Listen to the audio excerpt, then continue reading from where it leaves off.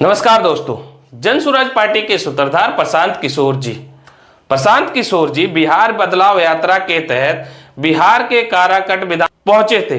इस दौरान जो है प्रशांत किशोर जी आरजेडी, बीजेपी और जदयू पर जोरदार प्रहार करते हैं। और क्या कुछ कहते हैं प्रशांत किशोर जी के भैया जीवन में अपना लइकन के पढ़ाई रोजगार खातिर वोट ना देनी, यही जादू दिखाने आए हैं। वोट नहीं मांगते हैं, यही जादू दिखाते हैं। बोगे बबूल तो आम कहां से खाओगे, वोट दे 5 किलो अनाज खाती तो रोजगार कहां से मिली। आपने अपने बच्चों के पढ़ाई रोजगार के लिए वोट नहीं दिया, इसीलिए पूरा बिहार का बच्चा अनपढ़ और मजदूर बन गया। यही बात बताने आए हैं। सारे लोग अंतिम सवाल का जवाब दीजिए, और कुछ हो या न हो, आपको अपने बच्चों की चिंता है या नहीं है?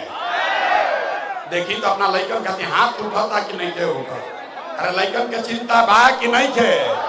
जे खड़ा बा ओकरो हथवा उठावे के बाद हाथ उठाकर बोली अपने बच्चों की चिंता है कि नहीं है? लइकन के चिंता क्या होला? अगर बुझे के समझे के बाद तो एक बार लालू जी के देखी जा। लालू जी के अपन लइकन की चिंता बा। लालू जी के लइका 9वां पास ना कैलस, लेकिन लालू जी के चिंता बा कि हमार लइका बिहार के राजा बनो। हम ये बात कहता नहीं तो कुछ आदमी के बुझाता कि हम लालू जी के शिकायत करता नहीं ना रे भाई, हम तो लालू जी के तारीफ कर रहे हैं।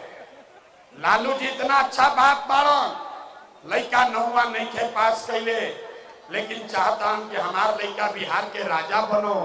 और वह अपन दशा देखी, आपका बच्चा मैट्रिक पास कर लिया, आईए बीए कर लिया, उसको चपरासी का भी नौकरी नहीं मिला, लेकिन रउआ ओकर कोनो चिंता नहीं थे। रउआ तो जात के झंडा लेके घूम रहल बानी। गांव में लोग से पूछते हैं, ए भाई वोट केकरा के देले रहो? कहा मोदी जी को। सुनी पूछे केकरा के वोट देले रहो? कहा मोदी जी को। पूछे काहे? बोला मोदी जी का सीना है 56 इंच का। मोदी जी सब मियां जी लोग के मार के भगा दी हन, पाकिस्तान के 6 गो टुकड़ा कर दी हन। अरे मेरे भाई, ऐजा काराकाट के गांव में बैठ के रउआ ई लौकता कि मोदी के सीना 50 इंच बा कि 56 इंच, लेकिन पूरा शाहबाद के बिहार भर के लइकन के राउर अपन लइकन के खैला बगैर सीना सिकुड़ा के 15 इंच भइल बा। ई रउआ नइखे लौकत रे भाई, तो कैसे सुधार होई? ना हो सके, ना होई, ना होई। ऐजा आदमी के रुको, ऐजा आदमी के नहीं के सुधरे के रे भाई। 5 बरिस हम नेता ना जिंदाबाद मत करो यहाँ।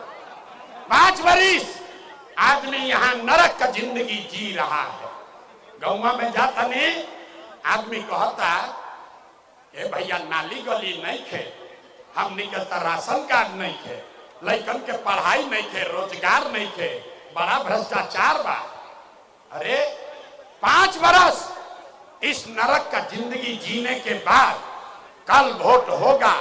ऐजा रउआ गंगा जी में गांव दह गई, अभी काल वोट होई तो जितना रो रहा है कल जाएगा फिर। उस चुनाव के दिन एक चीज याद रही, ए भाई हमारा जात के कौन नेता खड़ा बा, चलो करे के वोट दिया।